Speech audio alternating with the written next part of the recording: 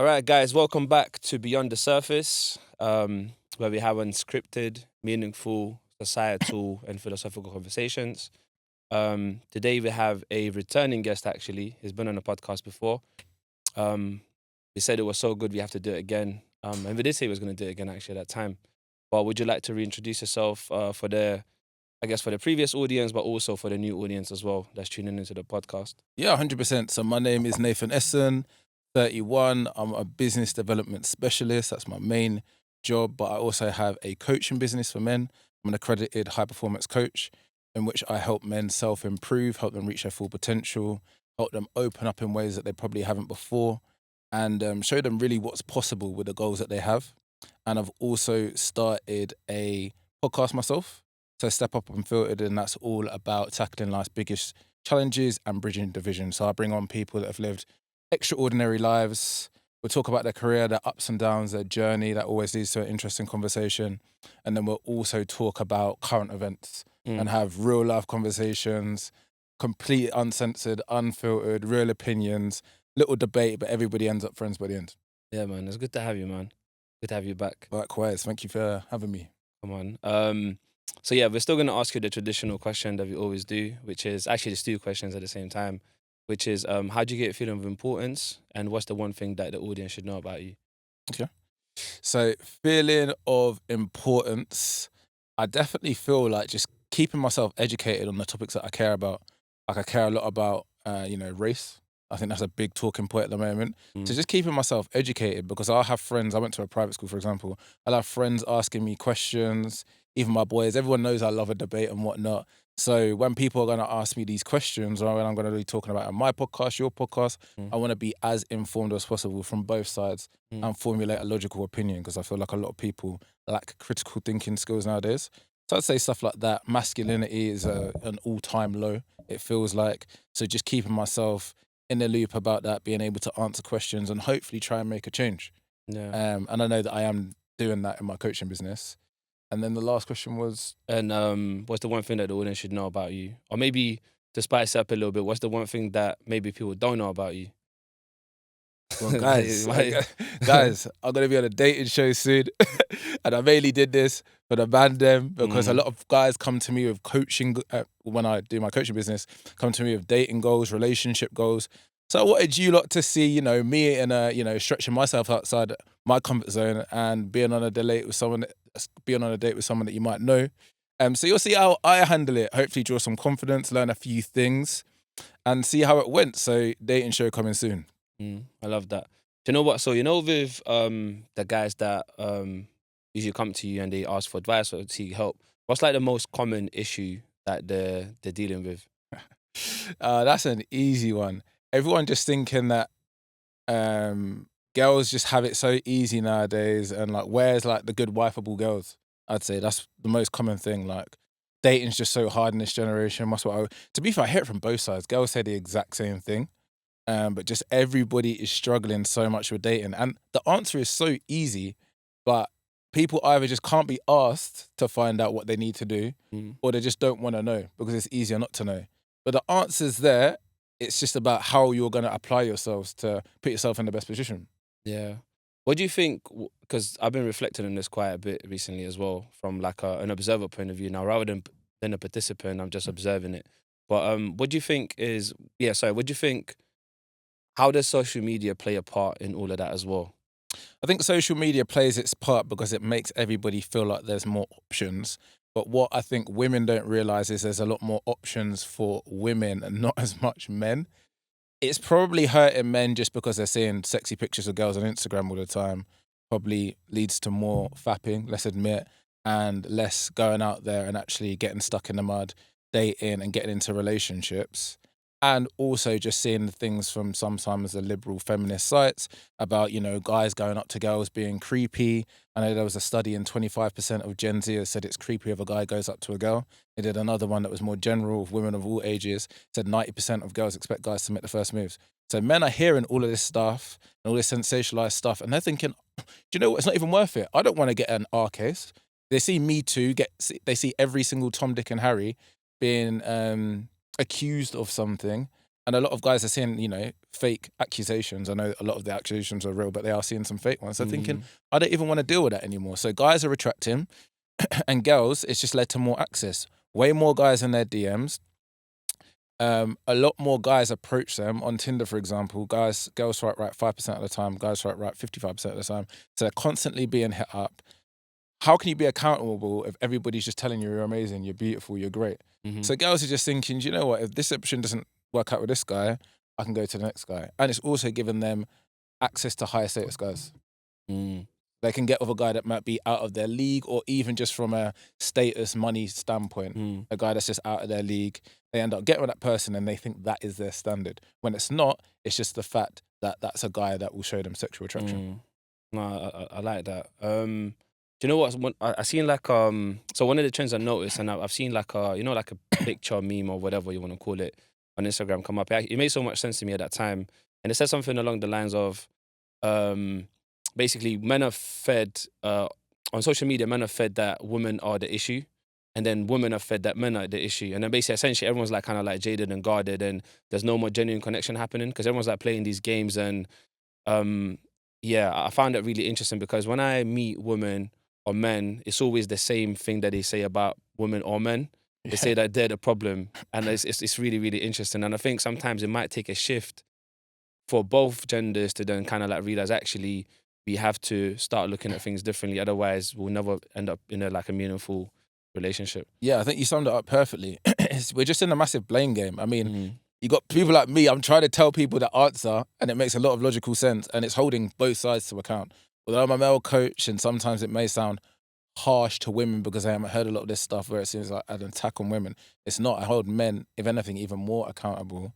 Realistically, what has happened, and I've said this so many times, I don't want to bore people, but I just contextualize it. But since feminism, women have now gone to work. They're now out of 10 men at university, 70-30, 60-40. They're now out men in their 20s if they haven't had a baby. This has led to them rising in their standards. Guys have been falling behind, way less successful than they were in our parents' generation, grandparents' generation. Their standards have risen. Guys have fallen behind, so women are all going for the same type of guy, which has led to a lot of men being now sexless. And now, all you have to do, men, you have to focus on being more attractive. So, yeah, get into shape. Try to earn yourself more money. Get a second job. Get out there. Start actually meeting people. Get yourself networking. I know people sometimes say, oh, what happens if somebody's ugly, let's say, for example. Right, you can still go to the gym. You can still do different things. You can still work on grooming and whatnot. And women just need to be way more realistic with their dating standards. I'm sorry.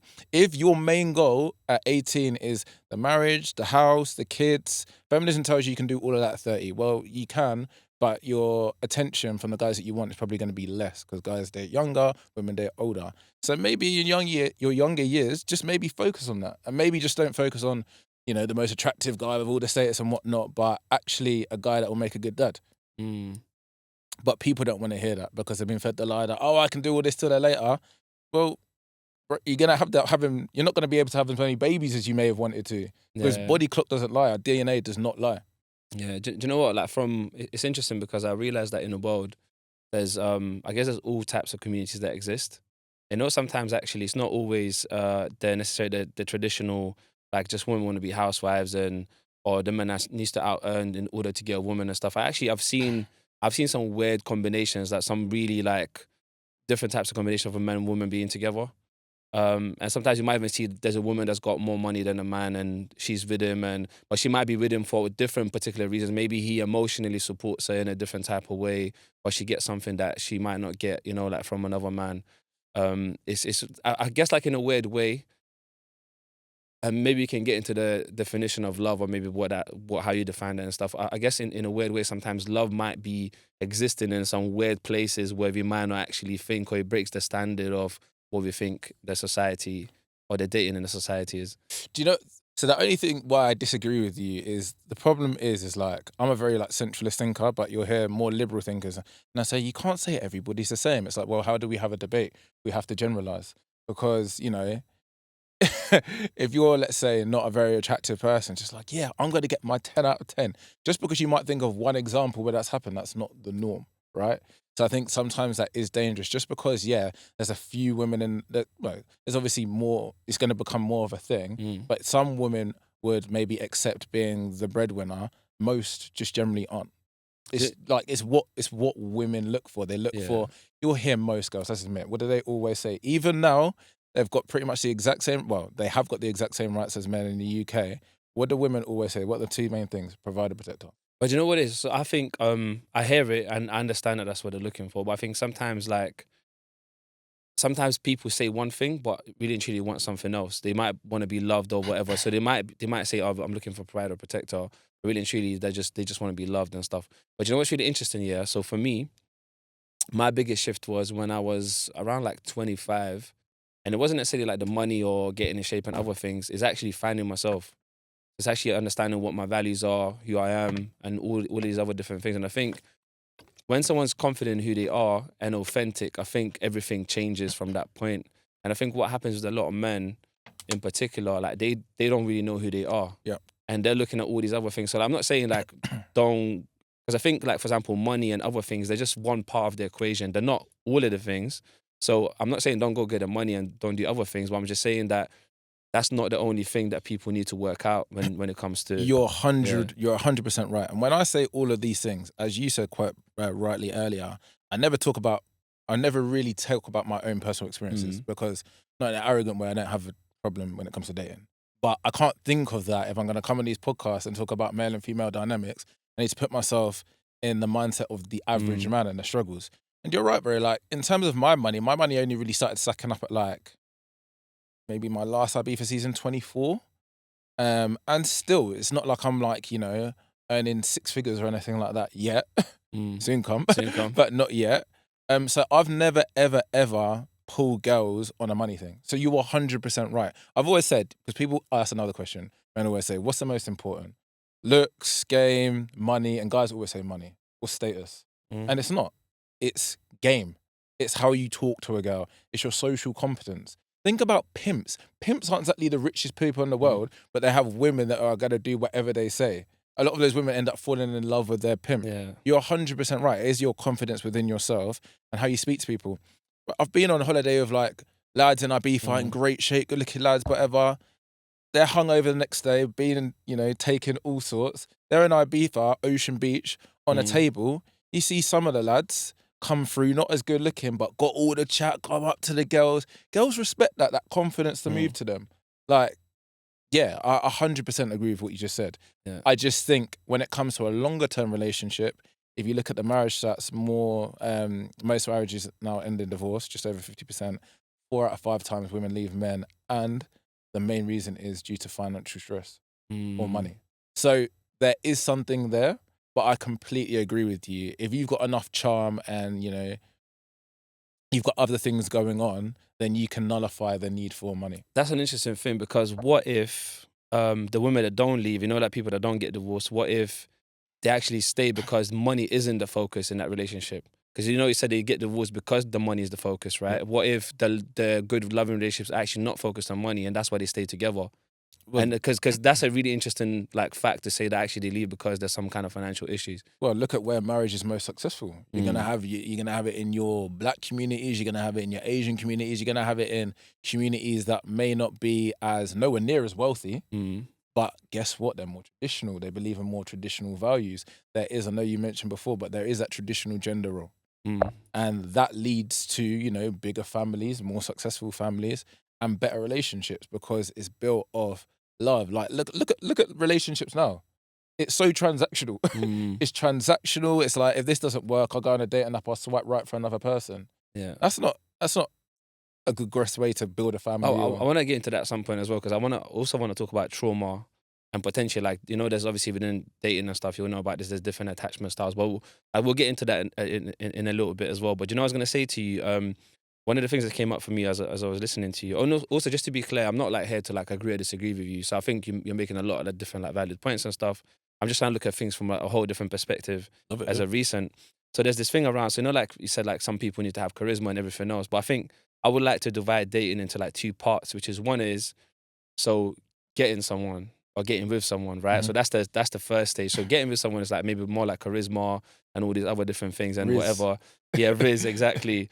But then I think there's also the second part, which is keeping someone. Because what I've noticed is that some people are really good at getting with people. Like they can get someone, they can go start dating someone and everything else. They're really good at that initial stage, but they struggle with keeping someone. But I think there's different ingredients for different things. I think keeping someone might be like, I don't know, maybe being more like emotionally intelligent, or maybe more spontaneous if you're in that relationship, or whatever keeps that relationship going. Which I think is really interesting because we usually just look at like, cool, you need to have these things, but what about you need to have these things for that stage and then other things for another stage? Yeah, that's interesting. I mean, I've seen it maybe it's my friendship group, but I've seen it more where once a guy has realistically, I don't mean to sound crass, but slept with a girl, she's pretty much locked in. Like, not in every situation, and things are changing, trust me. No. I'd say at uni, when I was younger, that was definitely the case. Not as much now, but I would say in most situations, that still is the case. Can you just elaborate on that? I just want to understand it because I think that's a good conversation to have. Yeah. What do you mean by locked in? Like in what sense? Well, unfortunately, there's like a little. I don't really think of it like this, but technically, you know what men are like. We're logical thinkers. There is a little bit of a game sometimes. So obviously, sleep with a girl. Like obviously, sometimes the girl's obviously trying to put off. She obviously wants to. Sometimes girls are looking to disqualify you, right? They say anything weird or creepy or something like that, or something that's just a little bit offsetting or something that gives them the ick. Yeah, then they're turned off, right? Guys, if anything, we're looking to qualify. We're like, yo, we don't need that emotional attachment to want to sleep with you. Like, we're interested. It doesn't mean that men are wrong or pigs. It's just the way that we're built. Like, we want to sleep with you and like potentially wife you as well, but we are just more, especially at the start, more prone to sex. So I think when that has happened, I think, well, usually probably, especially in the past from what I've seen, girls obviously let their walls down and they feel comfortable because girls have to qualify you so much to get to that stage. Yeah. So when they've got you to that stage, the maintenance part really shouldn't be hard unless what you do is what a lot of guys do, especially in this generation, because they listen to what girls want and they get the wrong end of the stick and they think money, money, money, is they love bomb them. They take them on dates. They provide a lifestyle that they can't continue after. So after the third date, potentially, when they have slept with them, they're taking them to sexy official these times. 3 months in, they're just hoping the girl's going to stay off love. But she's going to be like, nah, you're taking me to these places. And that is the guy's fault because you've shown her a lifestyle that you can't afford. I've never taken a girl to sexy fish on the first date. Probably never will. You don't need to. And that's with super attractive girls as well. You don't need to do that. But then that's you can also take it to like a nice place regardless. There's also like a sense of like they need to filter correctly, right? Because like if you're getting a person by that lifestyle, that means that person's attracted to the lifestyle, not just you as well. Because obviously they might still be attracted to you, but it's a combination of both things. 100%. I always say to guys, I always say it to girls as well when I've dated them, like, I know I like a girl from when me and you can watch something silly on TV, like married up at some stupid reality show, have a laugh, have a giggle. That's what life's all about, have a takeaway and just be silly. Because we can go anywhere. We can go to Sexy Fish, have an amazing time, people watch, have a laugh, we're out there, we're drinking and stuff like that. Who's not going to have a good time? Especially if you're attracted to each other and you both have a little bit of chat. Anyone can have a good time in that situation. It's when it's just you two alone and building that connection, having sometimes a little bit of a debate and stuff like that, really getting to know someone, that's where you build a connection. Yeah, I like that. So I had a thought, but it just left my head. But I just wanted to go back onto the you mentioned at one point that people feel like they got a lot of options through social media and stuff like that. I think do you think that's an illusion, or do you think people really have options? I think women have options. I think for men it's an illusion. Because it was a study that was done, and it showed that I think Professor Galloway said this. It takes for the average man, it takes 1,000 swipes to get one coffee. That's how difficult dating apps are for guys. So basically, how it was broken down was that like out of like the 5 options that have said that they'll meet them, 4 will probably go quiet and ghost them, and 1 will actually turn into a date. 1,000 swipes. So it's completely skewed for guys. But women think, oh, guys have as much options as well. Maybe the top % of guys that you're all going for, but there's a huge sea of men that have to do 1,000 swipes to get one date. For women, yeah, of course, because it's opened the floodgates. They've got guys hitting them up constantly. And then some guys that are a bit more creepy, that are just flipping, I don't know, roasting next level, Mm. are dropping them all sorts of like naughty messages to try and get something popping. Yeah. So they're getting non-stop attention. Yeah. So I think, do you know what? It kind of leads back for me. I think I've been looking at mental health, into mental health a little bit more lately. I think there's something around that realm that's impacting the dating world as well. I think a lot of guys might be going through certain mental health issues. And sometimes it might not be like a serious mental health issue. It just might be like they might not be able to deal with anxiety, or maybe something else. Or like the anxiety gets in the way to how they talk to a woman, or whatever the reasons are. So I think there's underlying issues where men then approach women in a certain way or talk to them in a certain way, and that kind of gets in the way. So I think if people maybe foundationally addressed some of the mental health issues, then worked on themselves, I think things could be slightly different. Do you know what it is? I think it's more, and I think we're seeing this all the time. I think we're seeing this in all groups and whatnot. It's like LGBT people. You know, there's all the stuff with all the trans that I can go on to for ages. But there's a lot of people in the LGBT community that don't agree with trans women and women's sport, let's say, for example. Mm-hmm. But they don't want to say anything because they don't want to look like an outsider. You go against maybe one thing in the group, then you're looked at an outsider, and you're not LGBT. That doesn't make any sense when they actually are. Do you know what I mean? People think they have to be basically in a box. So people either think that you have to kind of grow up as a young lad and you have to either be Sam Smith, because that's what's shown to you on your TV, and, you know, feminine guy and super, super overly emotional about everything, which is not how most masculine men are going to want to be. Or you got the other side of things, which bloody the UK media is so scared about, is Andrew Tate, and you got to say wild stuff to girls. And it's like, nah, like, let's actually have an open conversation. Let's look at why guys look up to maybe an Andrew Tate. It's not always because of the crass stuff that he says. It's because he's providing that James Bond lifestyle. And no, guys shouldn't just be soft and stuff like that. It's not our DNA. However, I do agree, as a male coach, men do need to open up more. They do need a safe space where they can talk. And that's what it's all about. We need to have those conversations. But the problem is what they try to do is they just try to demonize. They try to demonize each side. You've got people in the masculinity space like, oh, Sam Smith is slur word. And then you've got people on the left saying, oh, Andrew Tate is a demon. All these young boys are going to grow up being misogynist. It's like, no, that's not the case. It's probably like most things. It's somewhere down the middle. Yeah. And that's what we need to do. It kind of, I guess it goes down to like perspective issue, right? I think a lot of the issues in the world are down to particular perspectives. Like people see things in a certain way, and then because they see in a certain way, and they kind of engage with it in a certain way, and it creates that particular reality. So I think if people were able to shift their perspective onto how to extract value from certain people, because you know, like you're not gonna literally, well, not you, not me, but some people literally listen to people and literally take everything as what they say and act out on it, which is kind of wild when you think about it. And listen to stuff just to reinforce their own worldview, as opposed to listen to different sides. Yeah. What's the definition of a high value man? Because actually, you know what? No. Actually, no. Let me not even ask that.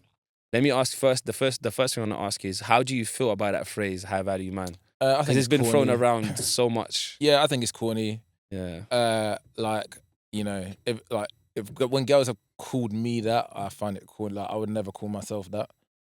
And again, I guess my definition is kind of like in the middle, right? I think it is somebody that is, I do think it is somebody that gets attention from girls. Like, that is not an easy thing to do. Girls, yes, it's easy for you to get attention from guys. But for the average guy, it is very, very hard. Hence why that will always be respected in men, a guy that can pull. So yeah, I do think it's a bit of someone that's got confidence, kind of like lights up the room when he comes in, but also somebody that's respected in the community. Someone that's a great family man as well. And somebody, I always like to say, if you're going to have a high value man, it can't just be something that a lot of people can do. It should be something that not everybody can do. It has to be something that's quite rare. Yeah. I think that is the definition. But then again, look, you can be a great person. Martin Luther King was cheating on his wife, but he did amazing things for the civil rights movement. It just goes to prove, like, not everybody's evil, purely evil in every aspect of life, and not everybody's 100% good. But that could have been his way of soothing his own personal issues that he was going through as well. Could have been. But yeah, and he may have been a freak. yeah. There's all kinds of people. Obviously, I know it said we try to generalize for the sake of debate, but there's so many different individuals out there. But you know what? I think if I was to change that phrase, that high value man, I think I will call it maybe something around like balanced man or stable man or grounded man. Because basically, you know, I was thinking about a man as a table. Yeah, so if you got a table, and this is one of my favorite metaphors actually, if you have a table, then let's say the table has like 5 legs, right? Like one leg is like I don't know, emotional intelligence, one is money, one is health, one is relationships. So all these different 5 legs, if the 5 legs are stable, like women will come and sit at the table and be like, oh, this is a good table. Like I like being around this table. This table makes me feel safe, and this is the table I want to spend my life around. Now, if maybe like everything else is in check, but let's say emotional intelligence isn't, or they're not mentally, or mental health isn't, and that leg is too short, the table keeps moving. So women might sit at the table and be like, okay, is this man going to fix that leg? And if he's not going to fix that leg, then they start thinking, okay, cool, do I want to stay with this wobbly table, or do I want to look for another table in life? And I think that happens quite often. If the man doesn't really have all the areas figured out, high value man or whatever, then women end up looking for another man to try find a better option sometimes. Yeah, no, I do agree with that to an element, but then we also have to admit, like, let's say you have, all your life in check and stuff like that. We've seen guys that appear pretty much perfect, and girls still cheat on them and try and get with a better option. Girls are also, I don't subscribe to like that, just that perfect guy thing, because girls are also super influenced from social media, wanting to be, I always say, young girls, they want to be in the Dubais and stuff like that, and you know, TV lifestyle. If I can get with that guy, then I can get with that guy who's even more known. So there's a lot of that as well. Like you're seeing, you're seeing like trad-cons, like Christian conservatives get burned by that. You're seeing sometimes like Christian conservatives, wife up like an OnlyFans girl for their first girlfriend and just get completely taken advantage of. So I think that whole like perfect guy thing, I think that's even a bit of a myth as well. Yeah. What I try to do, and I like what you said about the 5 legs, it's about trying to make people content. Because if you're just always trying to chase what's next, when are you ever truly happy? Right? I like that. So it's all about being content with where you are. Don't get me wrong. I'm a huge, huge fan and component of self-improvement, trying to be the best version of yourself. But take that next step up coaching. Take that next step, celebrate. Take your time, enjoy the success, and then maybe go for the next goal. But make sure you're happy doing it. And make sure you're trying to be the best person that you can be in all aspects. Yeah, no, that's dope, man. Can I get a little bit personal with you? Yeah, of course. Love it. So one of the things, so this is a personal topic for me as well, actually. I've been talking about it for the last like 4 months, maybe with people here and there. But yeah, it's love. So I guess like, what's your definition of love? And then the follow-up question is, have you ever been in love before as well? Yeah, so I've been in love twice, I would say. My definition is love was when I'm gassed. I don't really ever, I've had one official girlfriend. I've been in love twice, I would say, and it takes a lot for me to get to that point. Maybe compared to a lot of guys just fling around the whole girlfriend slur. Like that's just not a me thing. I'd have to see you as like the mother to my kids, someone I want to introduce to my parents. Like it's really deep, like really, really deep to me. So it's like a deep feeling when I want to spend a lot of time with that person. I'm not looking at other girls. That's a big thing as well.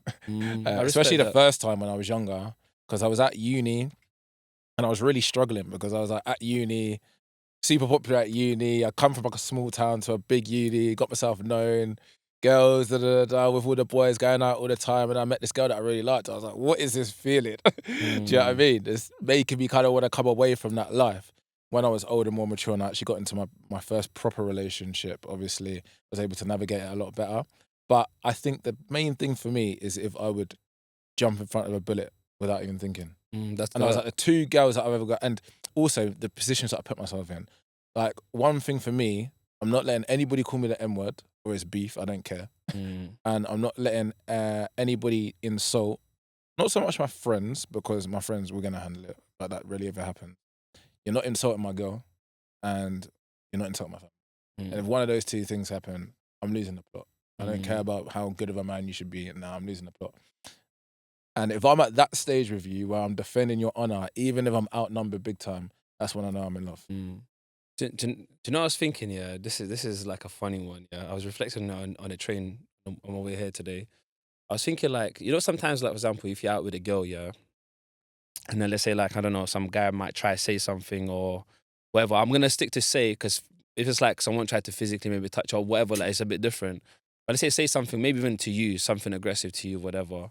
I was thinking it's being out with a girl and someone saying something to you is dangerous because you might obviously, because there's a bit of like, you gotta show the lady that you're not, you know what I'm saying, you're not a dickhead, basically. Yeah. I'm just thinking of what YouTube filters through, Nah, whatever. you'd be alright, dickhead. Fuck it. Anyway, that you're not a dickhead. And obviously there's a bit of an ego thing and all that other stuff. But I was thinking, like, see, sometimes, yeah, let's say, for example, if I'm by myself, and because, like, even though I can fight and everything else, I would let certain things slide. Of course. Because I want to avoid those kind of situations. I don't want to be fighting someone just for this. 100%. You might kill someone or you might get killed. Like, things happen, yeah. Let's just be real 100%. about it, yeah. But I was thinking about, if you're with a girl, how do you, because obviously, you know you're not a dickhead and you know you can do this thing, but then if you're with her, you kind of have to like maneuver the situation differently, where if you, for example, if you do back down, but you back down not because you're a dickhead, but you back down because you know you can handle yourself and you don't want to engage with that situation, but she might think differently. Yeah, 100%. She might think my man's a waste man because he can't even protect me or whatever, or protect himself from that situation. You know what's funny, right? This is what I love, like, because I put a video up about this. I had my boy who's now fighting in the UFC, Modestas Bukalkas. I think he's just broken to the top 15. What was the name? Modestas Bukalkas. Oh, Lithuanian. Yeah. Come on, big up Modestas, man. I hope you're watching this. Yeah, 100%, bro. Is that where you're from? Yeah, I'm Lithuanian. Yeah, Labas, bro. Yeah, Labas, come on, my guy. Yeah. Yeah, he's my boy, bro. He's my boy. Met him on Take Me Out, funny enough. And then we just been boys ever since. He come on the podcast twice. And bro, he was saying like through his come up, 2 girls have left him and like didn't hug him after he lost the fight and stuff like that. Like, it's a real thing. You've had girls come on podcasts like, I couldn't look at them the same when I seen them get knocked out. It's like, bro, he's an MMA fighter. This ain't just a street fight. So, as I say, as much as people, girls and stuff, they say that they're the perfect angel, this and that, people in the comments, oh, I would never do that. Bro, people's DNA doesn't change. That need for that protector role, even if it doesn't make sense because he's an MMA fighter, sometimes it unfortunately just does not change. So I agree, there is an element of that. But for me, how I would never get that situation, if you're going to call me out in front of my girl, I probably won't. I know 99% of situations I can just handle by just little boy in them verbally. That's an ease to me. However, if you're going to say something crass in front of my girl, then it's a problem. You're going to say something about my girl. Because what I don't like is you're never going to do this to me when I'm alone. Because I've gone to Albania, I've gone to Serbia the other day, no one's saying nothing. So the fact that you can think you can get away with it because I'm with my girl and you're going to say something rude about her, then it's on. I remember there was like 3 lads in Luton one time, I was playing snooker. I asked them nicely, I was like, lads, are you done with the table? And they gave me like a dirty look. And I was like, are you right? And I'm like, nah, bro, I'm getting heated. Oh, no, allow it. And then I see them looking at her. And I've got the ball and I just smash down the white ball. And everyone knows me. I'm not a fighter or anything like that.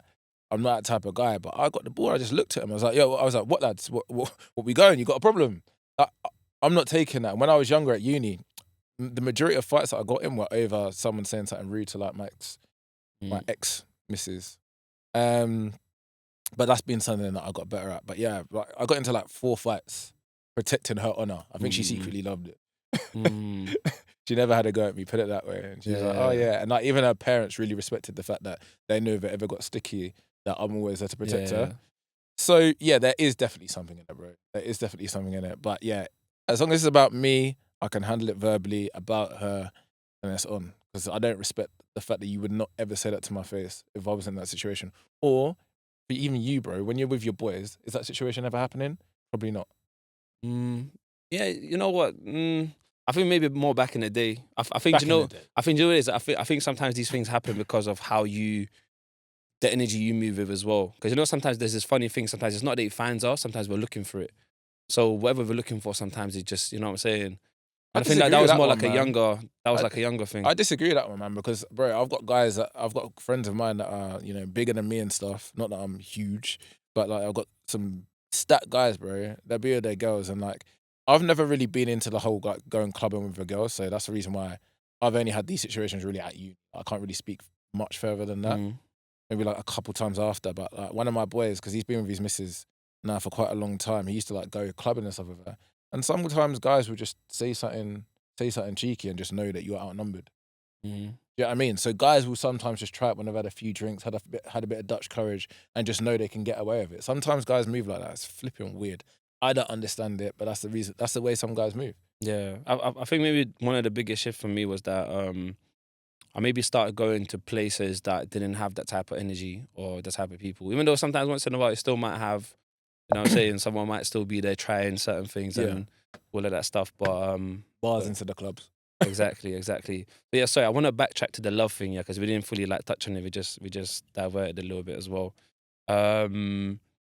So one of the things I was gonna ask you is like, how do you know it was love? But you literally said like you would have taken a bullet for that person. So I guess that's you saying that that's how you knew it was love. Like what did you learn from those two experiences of like being in love? Especially, I think my second one taught me a lot just about compromise, and I think it helped the fact that I was becoming a trainer to become a coach at that time as well. But just really, and then actually, when you're practicing coaching with other coaches that are coming up as well in the game, but actually getting coached on my relationship as well really helped.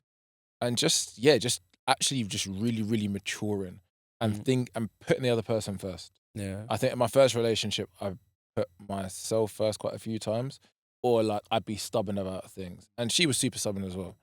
But even like my next relationship with a girl was stubborn as well, like I try to compromise things or I want to talk about things. And that's something that usually comes probably from the girl. But I'd be like, I'm not going to get into some like hissy fit. No, let's sit there, talk about it. You tell me your side, I'll tell you my side, and we'll kind of come to some resolution. Just like, what's the point in the ag? Like, we're grown. We love each other. Let's get back on track, sort it out, talk about it, listen, understand each other, move on. Yeah. Would you say your last experience of love, would you say that was maybe one of your catalysts for why you started doing the work that you do as well? In terms of coaching men and stuff. Do you know what? It was more because I have a psychology background. My job was a little bit stale because I work in energy. We had the energy crisis. And I think there were a couple of things. Like a couple of incidents happened at school, one with the police to do with race. And I think I struggled with it a little bit. Oh, and actually, fair enough. My first situation, which I wasn't really over, and I was living the high life. I went Ibiza, I went Thailand. I was really upset one night in Thailand. It's because like I didn't really deal with my situation with the first girl I was dating the best. And an older life, I was like, oh, there's been a couple of things, that I've kind of just glossed over that actually really affected me. And it's helped just talking about it. So just understanding that I've had my own slight mental health struggles and then realizing how much is a massive thing for everybody around me and guys in general, and then seeing the right? The self-deletion rate, because YouTube friendly. That was the catalyst for why I wanted to become a coach and work in the men's mental health space. No, that's dope because I realized like even with myself, I've done it before and I'm quite open about just talking about my own experiences and stuff. And remember like some of the friends I have, like I realized that sometimes there's this thing of like kind of man them go through certain pain from like relationships and stuff, and I think they don't know how to handle it. So they're trying to soothe themselves with going out partying and all of that other stuff, which is like cool. There's nothing wrong with partying. It's good to like go out once in a while and all that stuff. But I think sometimes people use it as a way of coping and soothing themselves rather than kind of doing the uncomfortable learning and getting to the next level where they really should be going in life. Yeah, I see that a lot. And I think one of the other things that people don't talk about, or maybe is spoken about to some extent now, and I wanted to ask you if you believe in it and stuff. So obviously there's the theory of like attachment styles and stuff based on how we were raised as kids, but sometimes actually attachment styles can change based on on a life experiences in the future and stuff. You said you've got a psychology background. So do you also like believe that in the dating world there's there's obviously there's anxious attachment style, there's avoidant attachment style, there's a secure attachment style, and there was another thing I was going to throw in, but maybe I'll throw in after because I don't want to just throw in too many things at the same time. But do you follow that stuff or do you agree with it? Like what's your so obviously I did my psychology degree now, like finished it 10 years ago, so it's been a while. But I still sometimes like tune in to psychologists like Sadia Khan. I think she made a really good point of saying relationships are usually the guy to the girl, like somebody that's like super like avoidant, and then what's one of the secure. Relationships start, that's usually the relationship. One person that's avoidant and really closed off to their emotions, and the other person that's got, if anything, too much emotions to give. Oh no, so they might be anxious then. Okay. Yeah, they might be anxious and avoidant, and they don't usually work together, right? Yeah, it doesn't work together.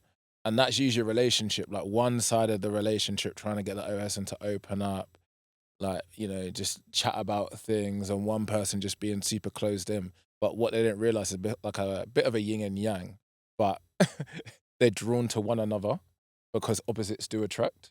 Do you know what I mean? Mm-hmm. And that is just usually why the relationship doesn't work out in the end, because Yeah. you got one person just trying to force the open communication and stuff like that, and and that's the reason why there's so much conflict in relationships. Yeah, no, that's a good point. So ultimately, the ultimate goal within the attachment styles, if that's the theory we're using in this conversation anyways, is to get to the secure. Because Yeah, essentially when someone's secure, they're saying that they're grounded enough they can deal with it. Someone is avoidant or anxious, they can deal with it because they're grounded enough.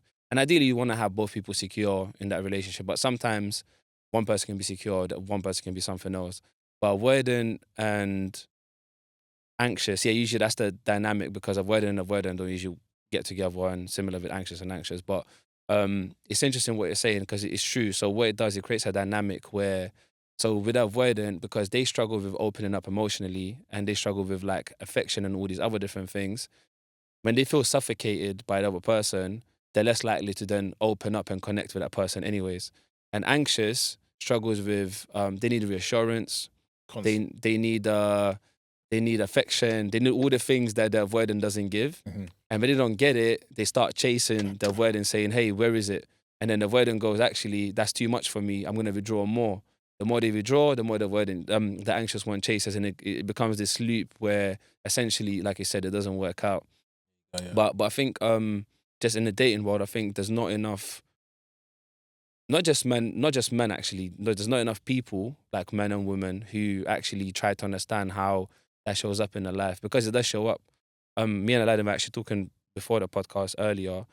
We were saying like, did the theory come before these things were happening? So it's almost like, did we create this ourselves and then we just started believing it, or was this already happening and then we just found a theory to explain it? I think it was It happening was happening, yeah. and we found a theory to because it There's a lot of still people that know this happens. stuff. Exactly. Yeah. Exactly. The one other thing I wanted to also touch on as well was do you know anything about hyper independence? Hyper independent. Talk to me. Yeah. So okay, cool. So independence is deemed as healthy. So like, if you're independent, you can do Yeah, things yeah, in yeah. a healthy way. You Yeah. can also still be then codependent and all the other stuff. Yeah. So hyper independence, I've learned about this recently. It's quite interesting. So hyper independence is actually considered as a trauma response. So meaning hyper, you're independent too much. Yeah. Yeah. So meaning you won't ask for help. In terms of like vulnerability, if you meet a person, you start getting too close to the person. A lot of men them are like this, by the way, very hyper independent. They will then cut the person off. So like a lot of men would meet a woman, they'll sleep with her. The moment the woman starts connecting emotionally, they say, no, like I'm out. It's too much. That's a hyper independence response. What's the other thing as well? There's things around. I mentioned help as well already. Did I mention Yeah. help? Yeah. Yeah, they don't ask for help. There's another part around. There's a real part around trust. So they don't really trust many people. Very Yeah. secretive. Yeah. I didn't know this until recently, but a lot of people are hyper independent. So and in the dating world, that's really unhealthy, because people will never build a genuine connection with another person. But if you think about it, a lot of that's taught to us potentially as men from a young age. Mm. So just to reel off some stats, like people understand why men the way that they are and whatnot. I mean, study came out in schools. The education system's messed up anyway. But for the same punishment, let's say they both, didn't do their homework. Men, or young boys, let's say, would get twice as much punishment as a girl. And young black boys would get 5 times the amount of punishment as a white girl. So we look at boys and girls, however much we want to sugarcoat it, we look at them as completely different, especially in this world where we're saying everybody's the same. Men are women, women are men. That's not how they're treated, especially at a young age. As well, like, how we grow up, boys, girls get mummy cuddle, boys, boy, like, don't cry, son. Mm. Deal with it, man up, man up. Yeah. So guys grow up probably becoming more hyper independent. You know what I mean? You want to be you're looking at the James Bond lifestyle, the cars, the money, the girls plural. But then also just the way that, you see animals and stuff like that.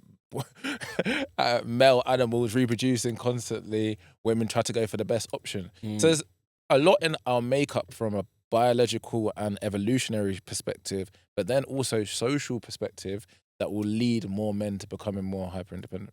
Yeah, and I think, do you know what's interesting? So, because it's a trauma response, I realized that a lot of men are trauma. No, you know, not just men as well, women too. Because there's a lot of women who are hyper independent too. A lot of people are traumatized, and because they haven't dealt with the trauma, they're not able to have genuine, authentic relationships with other people. I'd say this is a recent thing. And Mm. I don't think if I don't know if it's a shift mainly because of feminism, sexual liberation, women wanting to be way more masculine. I think it's come from that as well. Obviously, that kind of hyper independency will come from a broken home as well. Mm. A single parent household home, that's going to be more likely as well. But yeah, you're saying that a lot more in women. But you know, you hear about women say, masculine energy, feminine energy. Mm. But what I find really, really funny is you hear women talk about that all day long. But what happens if a guy says, I want to be in my feminine energy? Mm. Girls ain't going to be attracted to it. Mm. But it's also like women then expect men to understand them when they're in their masculine energy. But a masculine guy, that's not really going to be what they're attracted to. Slight pivot, but you know when girls say, "Oh, I hate it. I hate it." Maybe it's more me because I've never been intimidated by a woman like that or Mm. a man. Just to put that out there. Maybe when I was 14, a big ass guy, but probably not from about 16, 18 years old. But when they're like, guys just can't handle me, it's like, no, it's probably because you're masculine, you're really rude, Mm. you're really argumentative. Guys just don't want to deal with you. Maybe sexually, yeah, but guys just don't want to deal with you. It's too much. It's not the fact that like what it's anything scary or worrying about you. It's just you're just very, very masculine. Mm. So that's gonna put a lot of guys off. Yeah, I think maybe I think there's something messed up around. You know what? Because I might get cancelled. Anyway, I don't really care. There's something messed up around those type of women that say that guys can handle. Because I think the women that I met that say that usually been with guys that got physical with them. Which is there's a bit it's Yeah. kind of it's a bit weird. Yeah. I agree with that. I agree with that. Usually would say, and I know people hate me for saying this, but single parent household, bit of a struggling family. The mother probably took on the masculine role as well Mm. and the feminine role, so they didn't really have that dad there for discipline or to see a male role model to look up to. Then what's in the music? F men, F this, F that, F Yeah, this, yeah, F yeah, that. yeah, yeah. A girl never really has to understand the male experience because why do they need to? They're the ones that generally get courted. So a lot of girls will go through their whole life not really thinking that they need to understand Mm. men, and they'll just always think men are the problem. And that's one thing. It's quite funny. When I became single, a couple of my best mates said to me, and they were like, "Nath, please don't end up debating girls." And I was like, "Bruh, I'm gonna try not to, but if it cracks off, it Mm. cracks off." But when girls say stupid stuff to me, like, let's admit, I was debating this girl the other day. Let's admit, it's always the guy's problem. We live in a patriarchal society. I was like, bruh, like you're so out of tune with the world. We're actually, if anything, in a matriarchal society. There's no Mm. rights or privileges for men. The whole court system suits you. DI suits you. You're favored in every single way. Dating realm suits you. And she said, "Oh, but women feel unsafe at night." I was like, bruh, more men get attacked. Fair enough, by men, but more men get attacked. And that's always going to be a thing because of our biology. That's not a societal thing that we can affect. That's how you're going to feel as just the smaller sex, right? Mm. And she said, yeah, but what about the gender pay gap? Completely been debunked. And that's Yeah. obvious that there was never a gender pay gap. Yeah, there is, because you don't acute for the fact that, men work more dangerous jobs. They work in more higher income roles. Women try to go for more social roles. When you compare everything together, the fields together, same job, there's 1 cent difference. There's nothing in it. Mm. There, there's no unfairness in that sense in the world anymore. But I feel like women just think, oh, things are still really, really unfair. Yeah. Do you know what I like? I like those what's that TV show called? Celebrity Island or whatever. You know when they put them on island and they have to survive, Survivor. yeah, for like a week or two or whatever. There we go. That highlights some interesting things because then you Mm. know what it is in a weird way. There's no financial reward. There's no money involved. That people have to like do work equally. When I say equally, obviously men or women might do slightly different jobs in there, but everyone's working towards the same community. And there's no conversation around, do men do this? Do women do this? Everyone's say, yo, you all have to do something. Mm-hmm. And it almost becomes like, it's not about gender no more. Because they don't look at someone as a woman or a man. They say, if you're not doing your part, you're not really pulling the community together. So I find that really interesting because when you take the reason I'm sharing this is because when you take certain, because currently we live in a society where there's like, we've got the money, we've got the status, the whatever. When you take those things out of the equation, there's suddenly becomes more about a human being than anything else, than the gender or how we date people and all that other stuff. It's interesting. It's interesting. My boy came on my podcast, funny enough, being on Married at First Sight UK. Shout out Duca. And he had a bit of a tough time on there, but he's a good lad. And I was just, because I love my history, and he was just telling me all about his upbringing and how difficult it was, Balkan War, and then fleeing to the UK. And he was literally just saying a lot of the same things that you said. Money wasn't a thing like that over there. It was about survival, because it was them. I think it was against mainly the Serbs, and they were the higher power out there. So yeah, everybody just chipped in. There was none of this materialistic stuff. All the same sort of men-women arguments stupid things that we sometimes argue about in the UK. These nuanced topics that don't really mean anything. Like over there, it's survival. So you're based on love, connection, family, small, silly like games with wood sticks and everything like that. Like the most basic of life. And you see that as well. Like I always say, when you go to when I've gone back to Jamaica and stuff like that, arguably a second, maybe even a third world country, people are still happy. Poor. Yeah. I go to Thailand. I think this is a third world country. I think UK is a third world country. Technically not, if not a fourth. Yeah, bro. But, no. Oh yeah. It's listen, bro. You have to think about so it's been ranked second worst country in the world in terms of mental well-being. Yeah. And it says from the report that they produced, they say 1 in 3 people. There's 4 people in here right now. One of us, got dealing with something. It might not be a particular mental health issue. It might not be like ADHD, but there's something there. But do you not think, right? I agree with you. Hence why I'm most likely going to be looking to move to Dubai in September. But do you not think that we do crap on this country a lot? Now, do I think that taxes are going through the roof? 1985, the average house price was 40,000, the average salary was 20,000. Now it's 300,000, the average salary is 35,000, so nearly 10 times. Before it was 2 times. We're cooked. Inflation's at all-time high.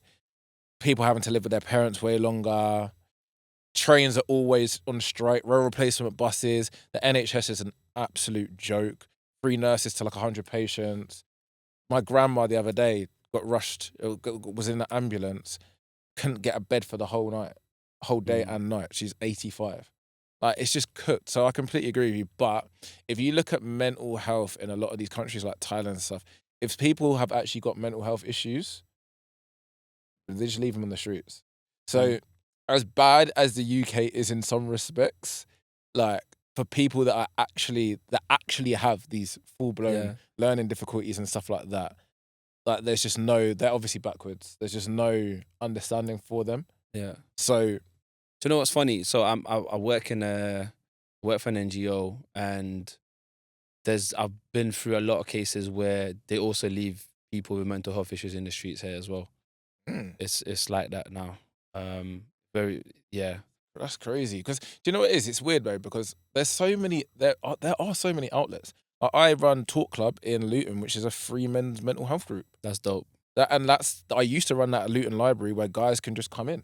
So you could be homeless or whatever. You could have easily come to that group. But you got to put yourself in these situations.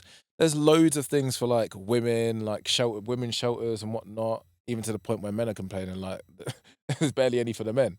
So there are outlets, but then sometimes we have to put it back on the person. Are people really using the outlets that are there to them?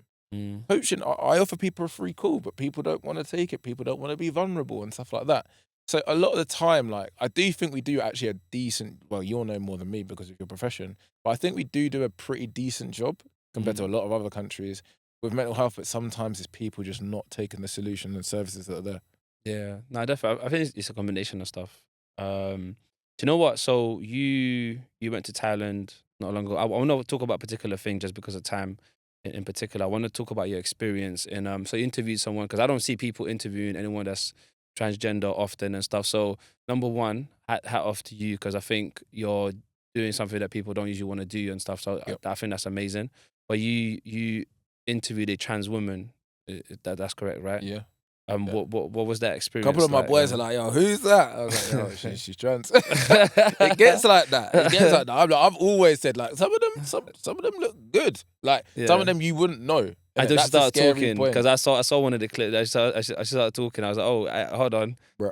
hold on. Right. I'm not gonna lie, bro. Like when I've worked in Ibiza and stuff like that, like some of them, it's hard to tell. You gotta do your CBR check. I know some man them that have been in some situations. Sorry, what was your question? No, yeah. What was the experience like, and what do you know what? So what was the experience like, and also like, what was your biggest takeaway from that conversation? 100%. Do you know what I really, really rate about her? Was just how open she was to the questions. Because, you know, like, in my podcast, like, I go in with the questions.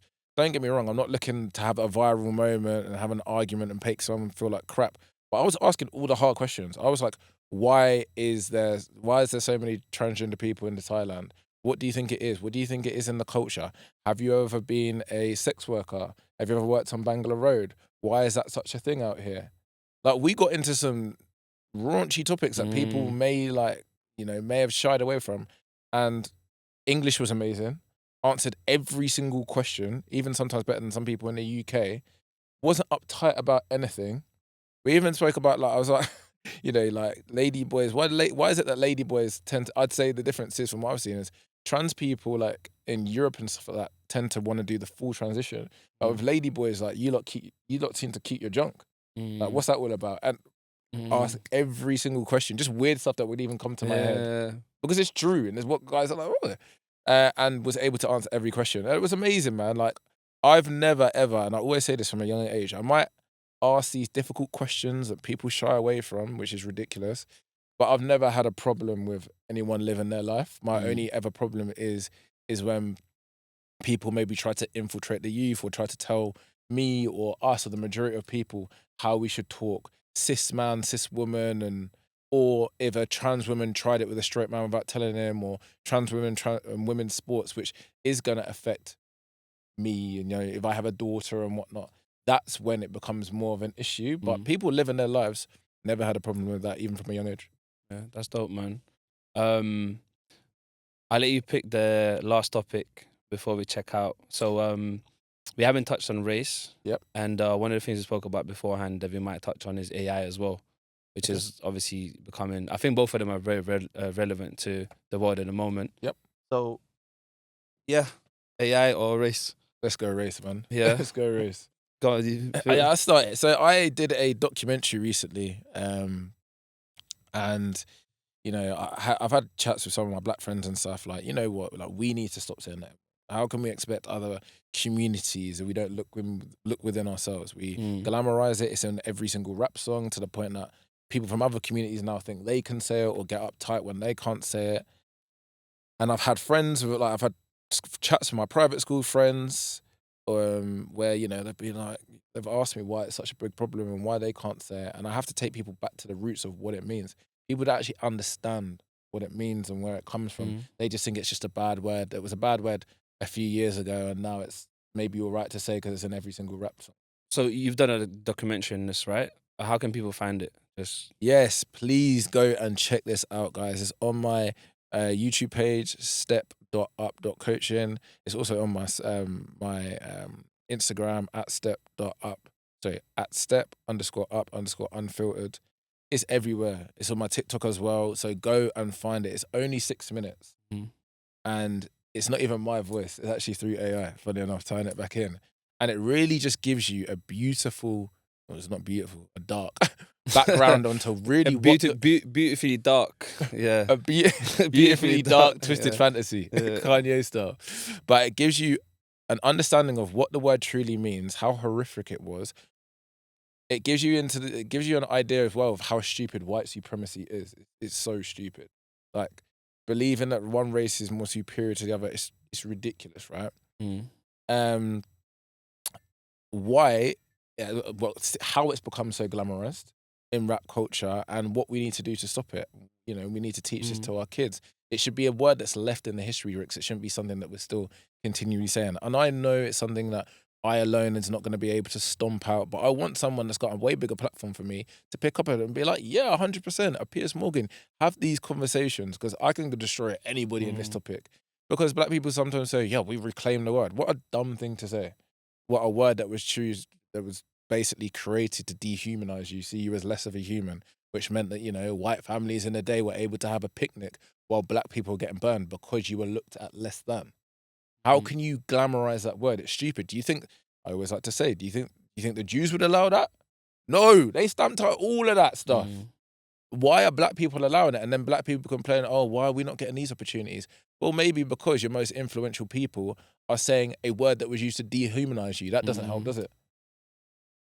Yeah. You know what? Just as a disclaimer, it was East Europe that was involved in slavery. I'm from West Europe, yeah. So we're not part of. Now I'm just playing, anyways. But yeah. On a serious note, I think there's been less of that. I think there's definitely a lot of music that's been censored.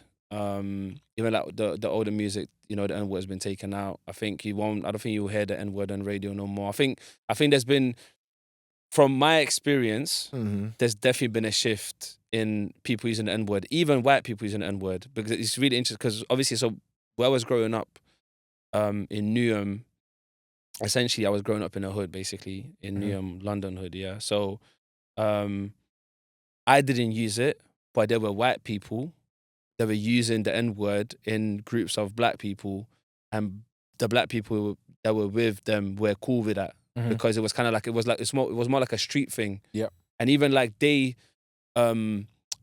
even said, actually, one of my friends from that childhood, that time, even told me that I can use the N word, but I didn't Yeah. use it. Yeah. But the reason he said I can use it, is like, bro, you're going through pain as well. And the way he Culture, identified yeah. the word Culture. was different. It was like Yeah. a cultural thing, Yeah, right? 100%. But definitely from that time to where we are now, I think there's been a big shift in it being used less. You might disagree with I that, completely yeah.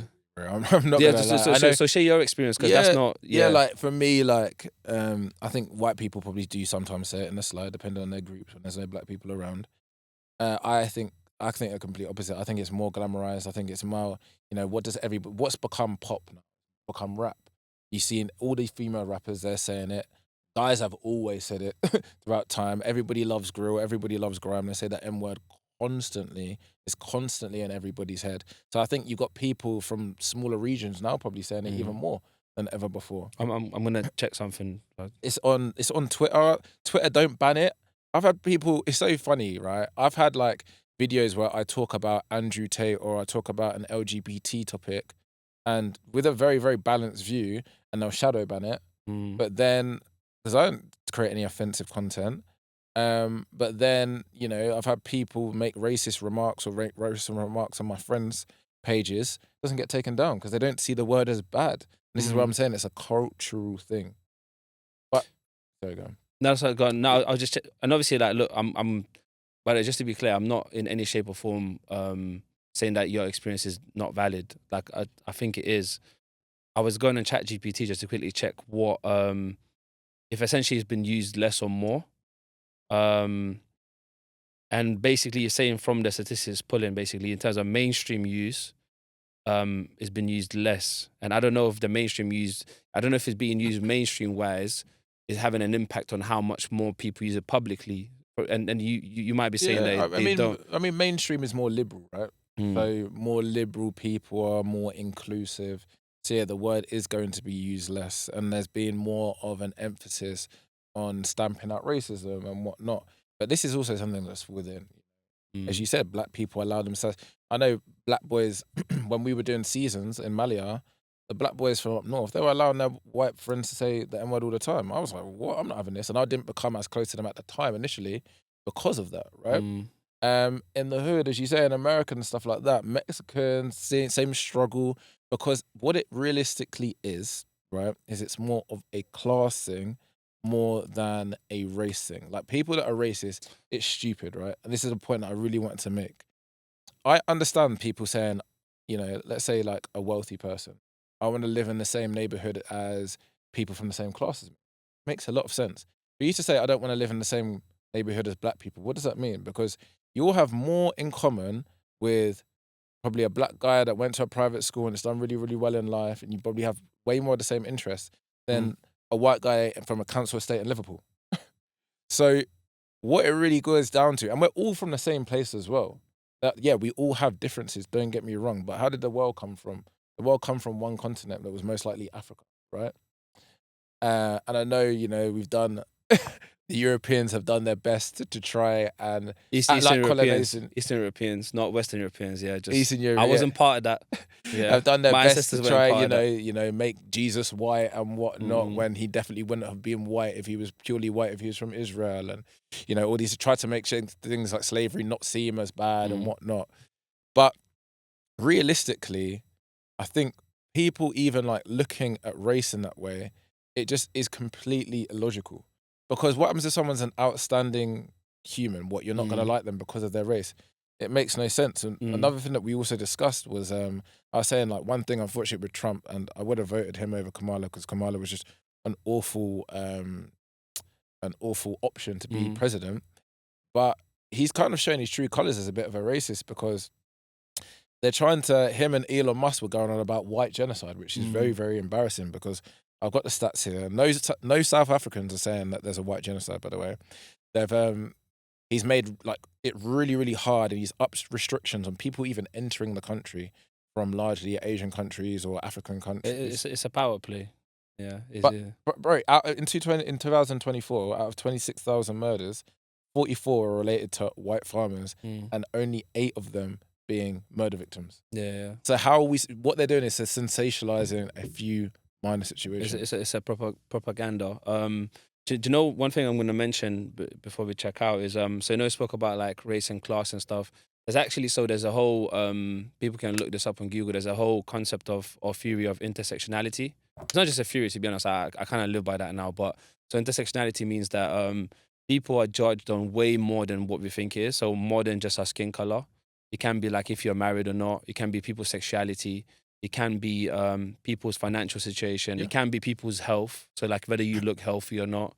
So essentially what it's saying that people always have prejudice towards certain groups of people. So for instance, let's just say if there's 4 men that go golfing and they're all married, they might not allow another man to go join that group because then they're not married. So there's all these there's all these different sections that people are divided in, and people are being judged on constantly beyond way what we see or what we think it is.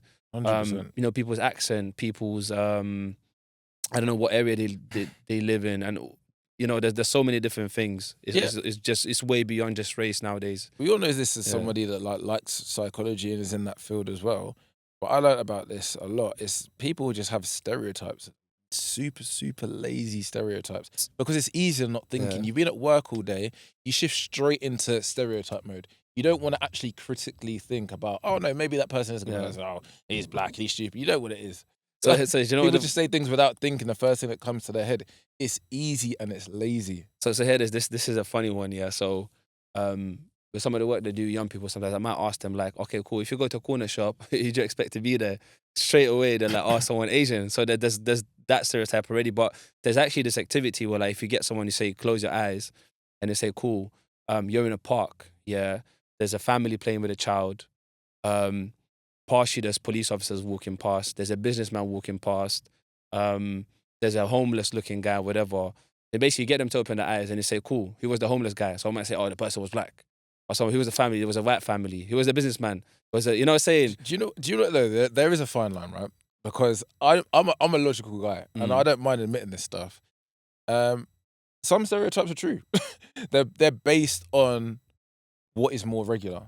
So if someone's talking about someone, let's say, and I know the stats are kind of like the top of my head in America, but black people make up 12% of the US, but 50% of inmates are black in America. So if you think of somebody in jail, the actual statistical percentage of them being black is extremely high. So I agree with you. I think stereotypes come from something that's happened, right? But I think the danger with stereotypes is if people can't let go of their stereotypes, and when they meet people, they already have a bias or they already misjudge who the person might be. And I think that's where the issue comes. It's not, the issue isn't stereotyping people. The issue is people not being able to let go of the stereotypes. And how you judge them. Exactly. And that's where it goes back to critical thinking. Everybody's going to have stereotypes. I understand that. Like, everybody's going to have their biases. But it's on you to check yourself and be like, well, that's not going to make me change the way that I treat them. Yeah. And obviously you might treat them a little way to an extent, You know, for example, if it's someone that's unfortunately looks homeless and smelly, I'm gonna treat them differently to someone that looks, you know, well done up and dressed up. But I'm Mm, also still gonna treat them both in a human way. I yeah, think that's the part that people get wrong. But definitely. that's where it's important to check yourself. Yeah, 100%. But yeah, man, cool. Promotion, anything you like to promote. So the first one is anything that belongs to you. So anything that you, I don't know, you own or you run or whatever.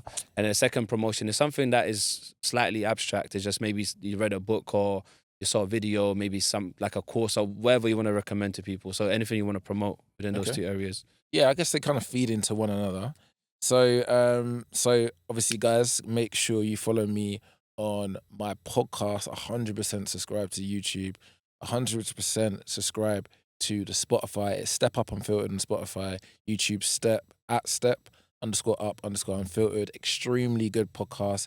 It's pretty much one on one. Every 2 weeks, I've had people on like huge TikTok commentators, comedians, people from the political field, prison officers, UFC stars, Married at First Sight, from Married at First Sight Australia, Married at First Sight UK. So I've had some really, really huge guests on my platform, and we talk about a lot of different topics: mental health, fitness, career ups and downs, dating, with just completely uncensored topics. So that's one thing I want to promote. Make sure you go and follow that. Honestly, you will not regret it. Um, and then also my coaching business, which is at step.up.coaching. You can find that on TikTok, YouTube, and Instagram. And that is a male self improvement business. And I work with men, different types of men. And it's all about helping men open up, overcome their limitations, and become the best version of themselves.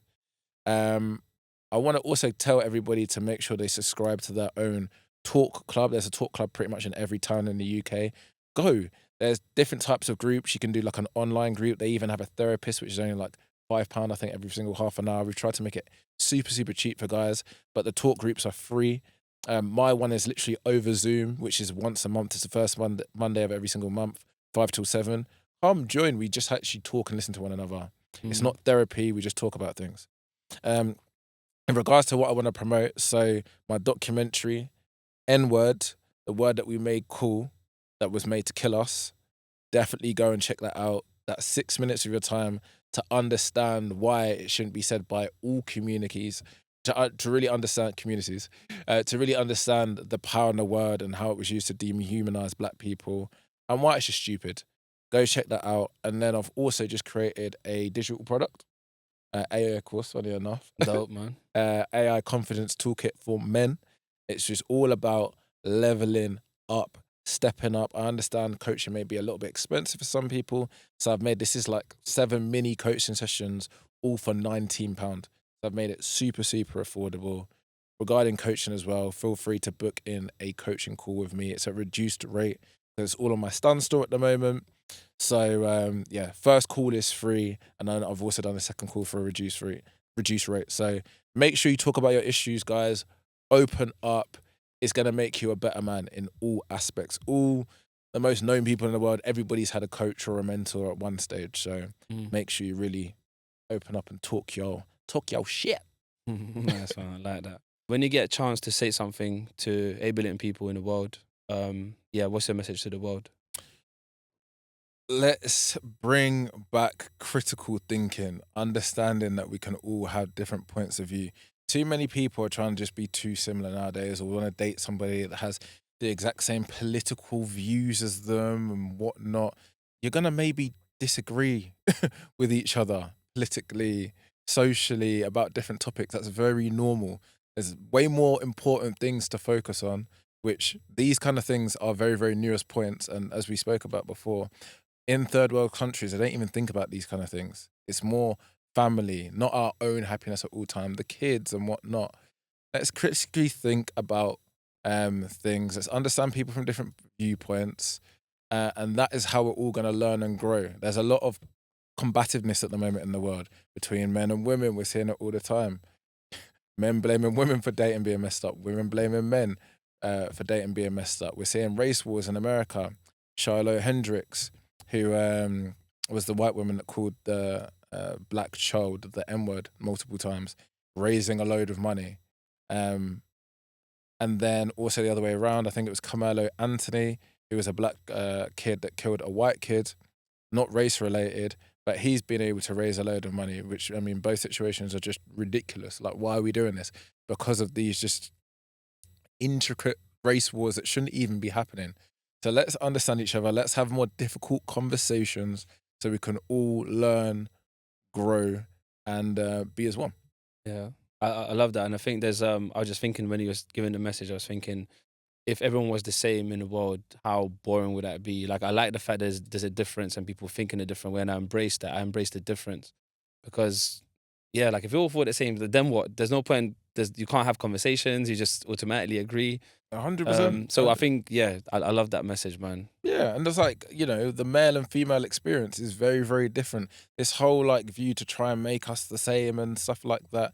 Yeah, maybe some people, might want to be the other gender and whatnot. But for the vast majority of us that want to be, men want to be men, women want to be women, we live completely different views, completely different lives. So of course, our the way that we view the world is going to be different. And let's respect those differences. Let's respect masculinity. Masculinity is not toxic. And if there is toxic, there's toxic femininity as well. Let's just respect one another, Yeah, understand where each other are coming from, and that's how we're going to grow as a society. yeah. I call it wounded masculinity and wounded femininity. Mm, Well, yeah. I like that. Come on, my guy. Come back. Jeez.